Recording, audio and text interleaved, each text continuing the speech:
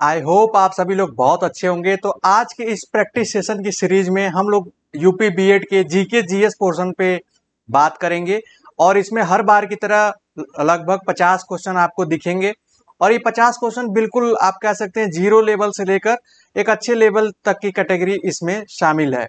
तो चलिए शुरू करते हैं हम आज के इस सेशन को। पहला क्वेश्चन जो आप लोगों के स्क्रीन पे है, जो भी स्टूडेंट्स पार्टिसिपेट नहीं करते हैं कमेंट में, अगर वो कमेंट करते हैं तो उससे ये पता चलता है कि एक तरीके का होता है ना कि वो क्या सोच रहे हैं या आंसर दे रहे हैं तो गलत। आप डायरेक्टली एग्जाम में जाएंगे तो फिर वहां पे क्या होगा, आप ऑप्शन टिक करेंगे तो लगेगा कि कहीं गलत तो नहीं कर रहा। तो वो हेजिटेशन आप कमेंट सेक्शन में या कहीं भी या खुद लिख कर भी आप वो हटा सकते हैं। वो आपके लिए काफी बेनिफिशियल होता है, वो हर स्टूडेंट के लिए बेनिफिशियल होता है और मैं हमेशा अपने स्टूडेंट्स को ये सजेस्ट करता हूँ। क्वेश्चन नंबर फर्स्ट देखिए, उगते हुए सूरज का देश किसे कहा जाता है? उगते हुए सूरज का देश बिल्कुल बेसिक है, बचपन में भी आप लोग पढ़े होंगे। तो वो कहा जाता है जापान को। जापान को उगते हुए सूरज का देश इसलिए कहा जाता है कि सबसे पहले सूर्य की रोशनी जो है वो जापान पर पड़ती है।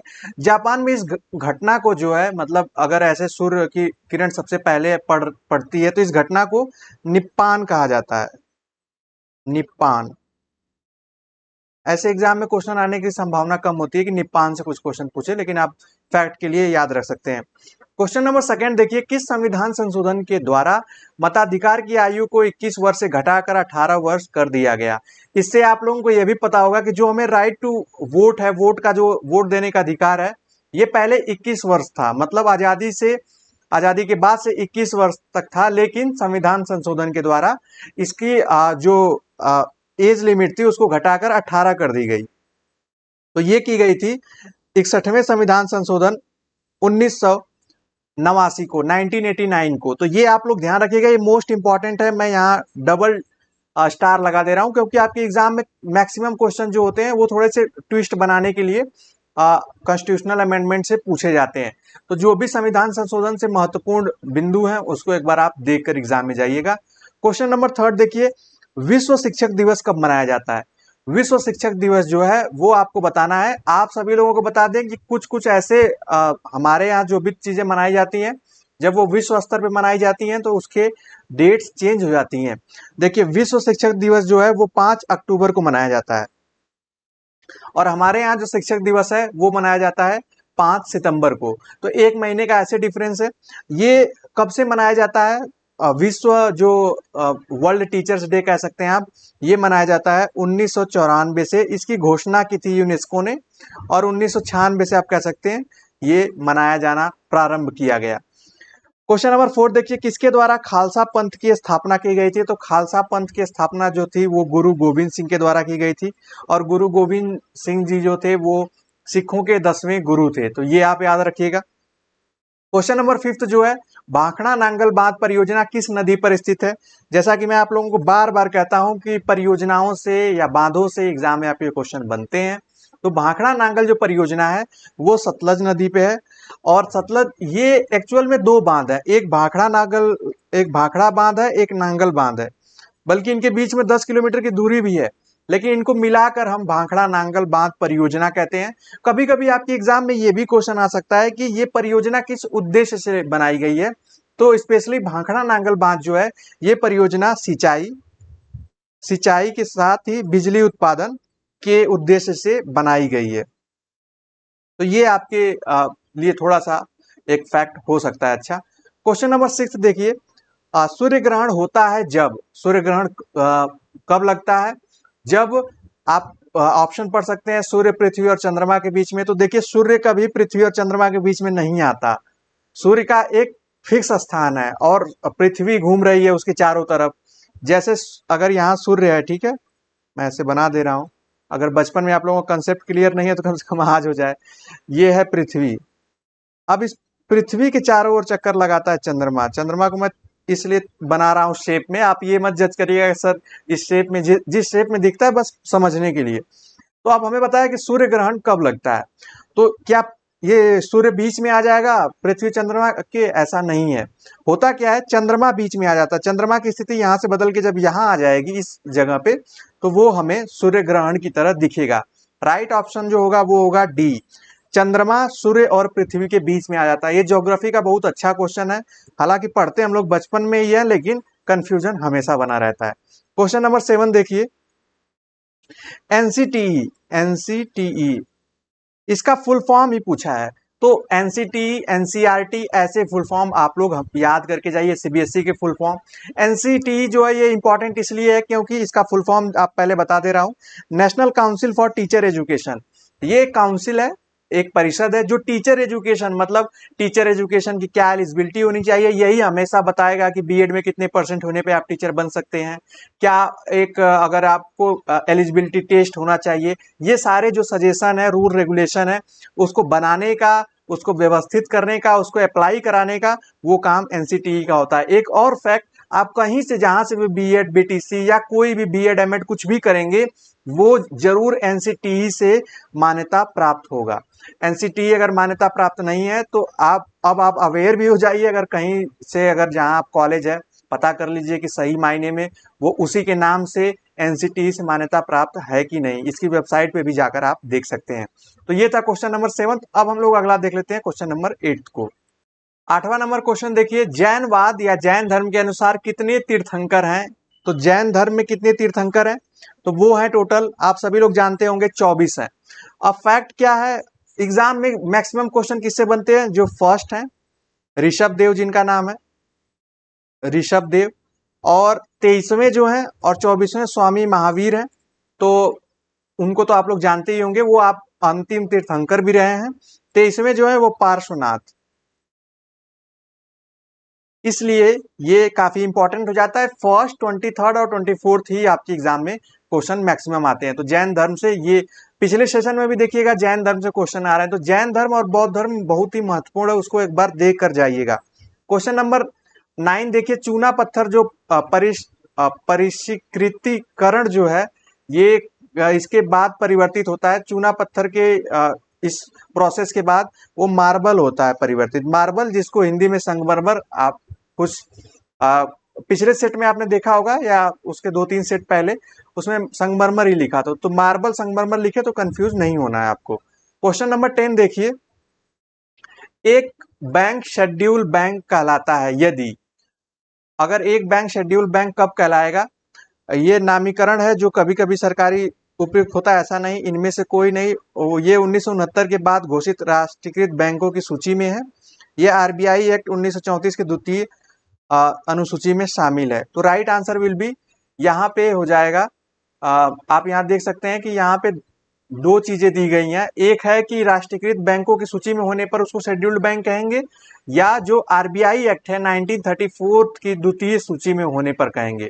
तो इसका राइट आंसर होगा, राइट आंसर हो जाएगा ऑप्शन डी। ये आरबीआई एक्ट 1934 जो एक्ट है, इसके अंतर्गत कुछ आप मानदंड दिए गए हैं, और जो उनको फुलफिल करता है उसको इसका दर्जा मिलता है। इसमें state bank of India, SBI जो है, ये इसमें आता है शेड्यूल्ड बैंक में। आप 11 नंबर क्वेश्चन देखिए, भारत का राष्ट्रपति राज्यसभा के लिए कितने सदस्य मनोनीत कर सकता है? ये आपके एग्जाम में कई बार क्वेश्चन, पॉलिटी से ये काफी फेमस क्वेश्चन है। तो 12 सदस्य कर सकता है। और कभी कभी पूछा जाता है वो कितने क्षेत्रों से, वे लोग जिनको वो मनोनीत करते हैं वो कितने क्षेत्रों से होते हैं? तो वो LASS है, लिटरेचर, आर्ट्स और सोशल साइंसेस, साइंस से रिलेटेड होंगे। तो बेसिकली इन्हीं को करते हैं, लेकिन कभी कभी राजनेताओं को, सॉरी, अभिनेताओं को भी वो मनोनीत कर सकते हैं या करते हैं, हुआ भी ऐसा।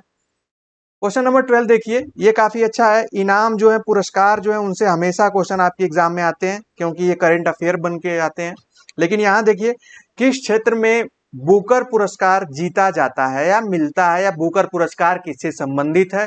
क्वेश्चन किसी भी तरीके से पूछ सकता है।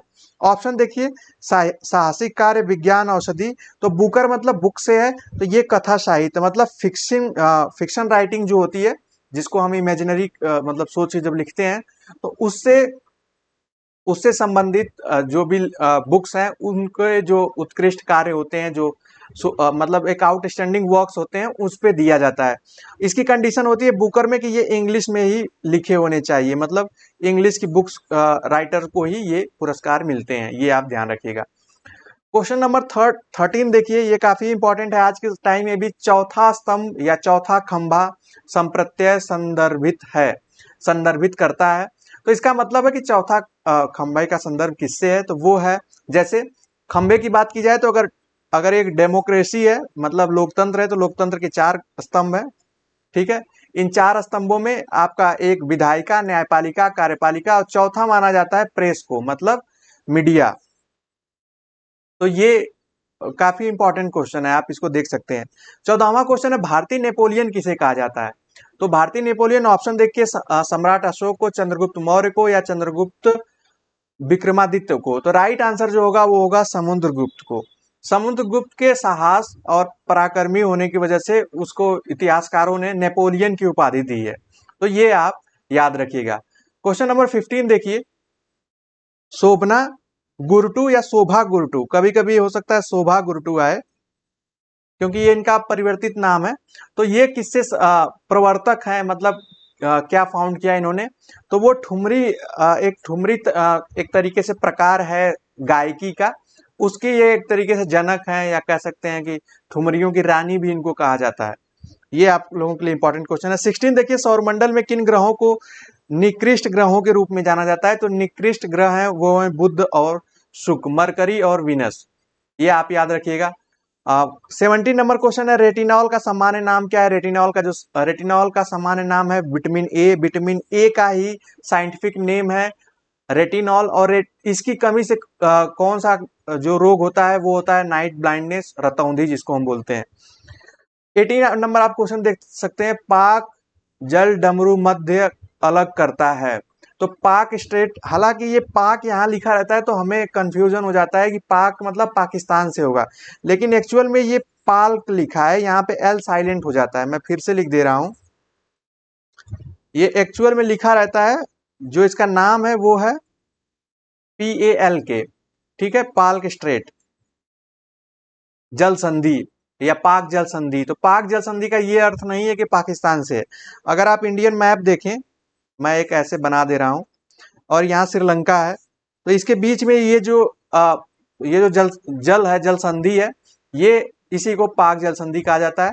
पाक जल संधि जो है वो है भारत और श्रीलंका के बीच में। राइट आंसर जो हो जाएगा ऑप्शन डी हो जाएगा। क्वेश्चन नंबर 19 देख लीजिए, आप लोगों के स्क्रीन पे है, आप लोग कमेंट करते रहिए, बताते रहिए। यहाँ देख सकते हैं कि संविधान के किस अनुच्छेद में निर्वाचन आयोग के विशेषाधिकार निहित हैं? तो वो है आर्टिकल 324, 324 में। इससे हमेशा निर्वाचन आयोग से हमेशा आते हैं एग्जाम में क्वेश्चन, तो निर्वाचन आयोग को एक बार आप देख लीजिएगा। पोंगल त्योहार जो है ये कहाँ मनाया जाता है? मैं आप लोगों को एक बार अभी पिछले सेशन में ही कराया था, पोंगल, ओणम, बिहू, ये जितने फेमस त्योहार हैं, चाहे वो दुर्गा पूजा हो, हमारे उत्तर प्रदेश में रामनवमी, दशहरा हो, इसको आप याद करके जाएंगे। जो इसका राइट आंसर होगा वो होगा तमिलनाडु। असम का जो था वो बिहू, और पश्चिम बंगाल का मैंने आप लोगों को बताया ही था कि पश्चिम बंगाल में दुर्गा पूजा सबसे प्रमुख त्योहारों में एक है। और केरल जो है, केरल में ओणम, ओणम एक त्योहार है। तो ये आप लोग ध्यान दीजिएगा। इसके बाद हम लोग देख लेते हैं नेक्स्ट क्वेश्चन। क्वेश्चन नंबर 21 देख लीजिए, वर्ष 2014 में भारत में कौन सा 29वां राज्य बना? तो 29वां राज्य जो बना था 2014 में वो था तेलंगाना, जो आंध्र प्रदेश से अलग होकर बना। 22 नंबर क्वेश्चन जो है वो काफी इंपॉर्टेंट है। संसद जो है, इससे पहले बहुत क्वेश्चन आते थे, हर एग्जाम में एक आता ही था। यहाँ लिखा है जापान की संसद का नाम क्या है? तो जापान की संसद का नाम के साथ ही साथ हम कुछ और संसद के नाम भी जान लेते हैं। तो इसका जो राइट आंसर होगा वो होगा डायट। जापान की संसद का नाम जो है वो डायट है। शोरा जो है ये अफगानिस्तान की संसद का नाम है। अफगान लिख दे रहा हूं मैं, अफगानिस्तान आप लिख लीजिएगा, ठीक है। मजलिस जो है ये मालदीव है, मालदीव की। नेसेट जो है ये इजराइल, इजराइल की संसद का नाम है।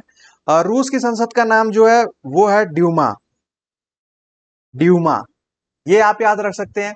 पाकिस्तान की जो संसद है उसका नाम है नेशनल असेंबली। और मैक्सिमम जो हमारे यहाँ भारत की कहा जाए तो पार्लियामेंट ही हम कहते हैं, और मैक्सिमम जगहों पे ही पार्लियामेंट चलता है, लेकिन ये थोड़े से और भी अगर आप देख सकें नेट पे तो वो ज्यादा आपके लिए अच्छा होगा।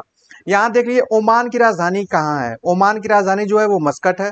बिहू डैश का मुख्य त्योहार है, असम का है। भारत के संविधान डैश में मौलिक कर्तव्यों का वर्णन है, तो वो है 50A में वर्णन है, ये 42वें संविधान संशोधन जो है कॉन्स्टिट्यूशनल अमेंडमेंट 1976 में किया गया है। आपको बता दें कि ये किस भाग में है, इसके लिए 4 क जोड़ा गया, मतलब भाग भी एक बढ़ाया गया और 4 था ही 4 क भी जोड़ा गया। और कभी कभी पूछता है मौलिक कर्तव्यों की संख्या क्या है। मौलिक कर्तव्यों की मूल संख्या जो है वो है 10 और अभी वर्तमान में 11 है। शिक्षा से संबंधित जो है एक बढ़ाया गया। अब यहाँ देखिए डिफिशियंसी से आपके एग्जाम में क्वेश्चन आते हैं। डिफिशियंसी का मतलब कमी से। विटामिन सी की कमी से होने वाला रोग कौन सा है? तो विटामिन सी की कमी से होने वाला रोग जो है वो है स्कर्वी, बी से बेरी। स्कर्वी मतलब वो स्किन से रिलेटेड एक रोग है, तो उसको आप एक बार देख लीजिएगा आप लोग। जैसे ए का मैंने बताया नाइट ब्लाइंडनेस। 27 नंबर जो क्वेश्चन है आप लोग यहाँ देख पा रहे होंगे, मैं स्क्रॉल कर दे रहा हूँ थोड़ा। हाँ, यहाँ देखिए सतत विकास लक्ष्यों को प्राप्त करने के लिए यूएन द्वारा, ये आपके जीएस सॉरी ये करंट अफेयर से आप इसको कह सकते हैं और आपके जीएस से भी आ जाएगा। अवधि निर्धारित की गई है सस्टेनेबल डेवलपमेंट के लिए। जो अवधि निर्धारित की गई है वो है 2016 से लेकर 2030 तक की। तो ये आपके एग्जाम में इससे क्वेश्चन बन सकते हैं। क्वेश्चन नंबर 28 आप लोगों के स्क्रीन पे है कि कैलाश सत्यार्थी संबंधित हैं। कैलाश सत्यार्थी जो नाम है आपको पता है, नोबेल पुरस्कार विजेता भी हैं। वो है बचपन बचाओ आंदोलन से, बच्चों की शिक्षा से और बचपना से संबंधित इनके ढेर सारे काम रहे हैं। 29 नंबर क्वेश्चन जो है ये सेट पुराना है, इसलिए 2016 का आप करंट अफेयर दिया गया है। सन 2016 में भारत का अंतिम पृथक रेल बजट पेश किया था।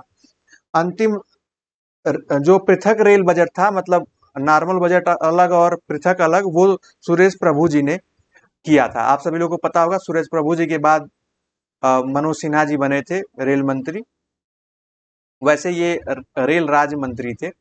क्वेश्चन नंबर 30 देखिए, भारत का राष्ट्रपति बनने से पूर्व रामनाथ कोविंद जी डैश के राज्यपाल थे।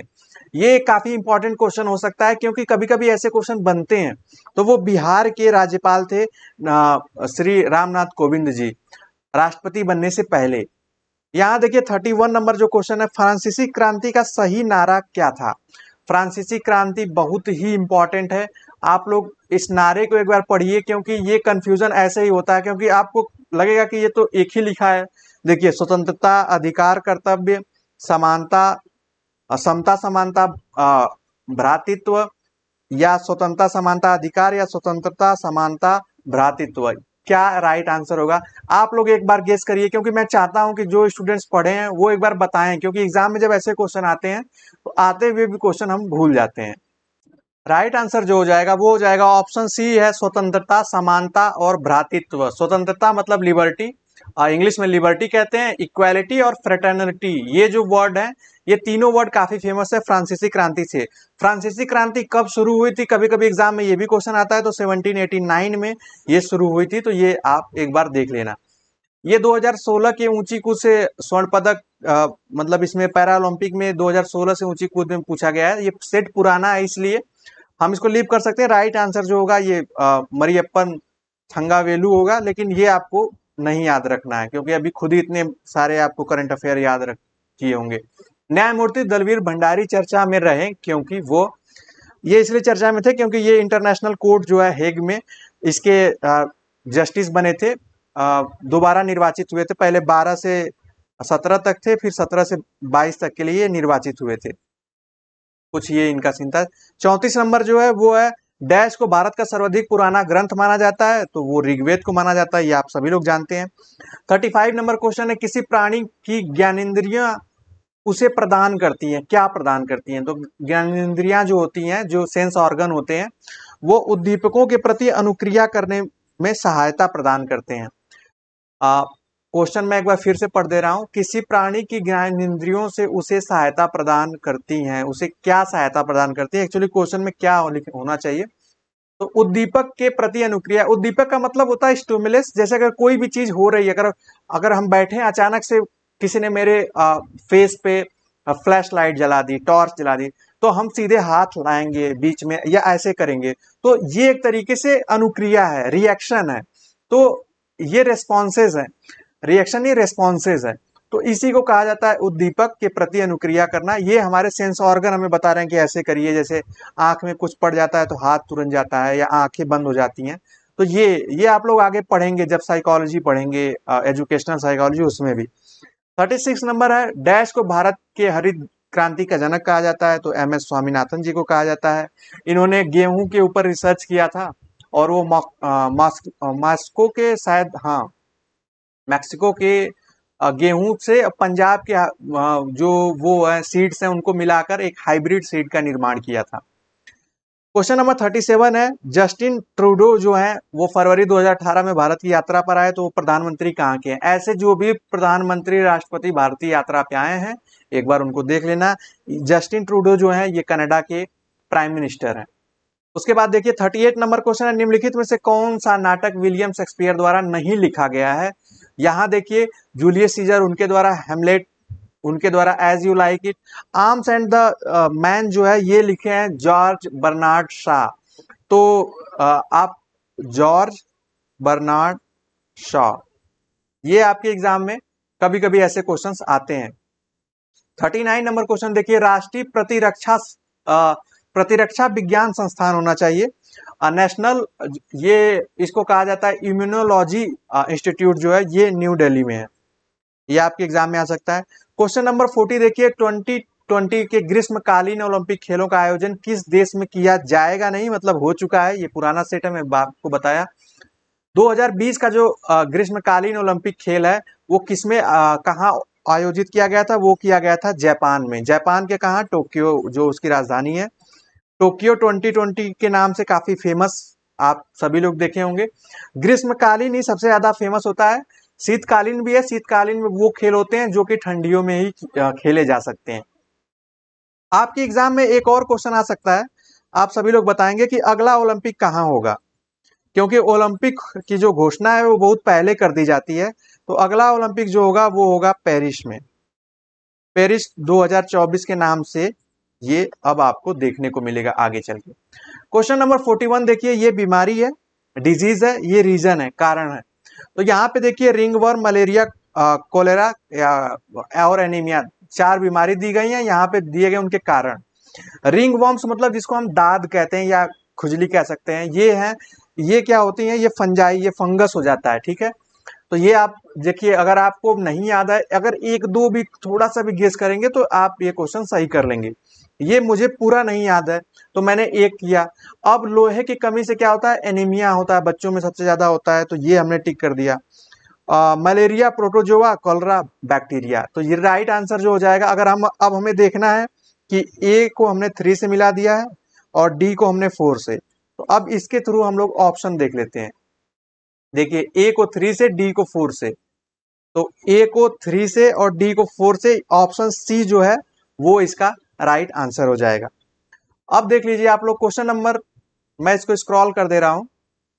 अगला क्वेश्चन 42 नंबर है, देख लीजिए, निम्नलिखित में से या निम्न में से कौन राज्य हड़प नीति से संबंधित है? वो डॉक्ट्रिन ऑफ लैप्स जो मैंने आपको अभी पिछले सेशन में ही बताया था, तो वो लॉर्ड डलहौजी है। आपको पता है सतारा सबसे पहले लिया गया, फिर उसमें एक ऑप्शन आप देखे होंगे, सतारा, झांसी, नागपुर, ऐसे ढेर सारे जो स्टेट मिला लिए गए। उसमें ये था कि जिनके वंशज नहीं है, जिनके पुत्र नहीं है, और वो अंग्रेज अपनी टेरिटरी में उन राज्यों को मिला लेते थे। डलहौजी का अगर कार्यकाल की बात की जाए तो वो 1848 से अप्रॉक्स 56 तक रहा था। एक बार आप लोग इसको देख लेना।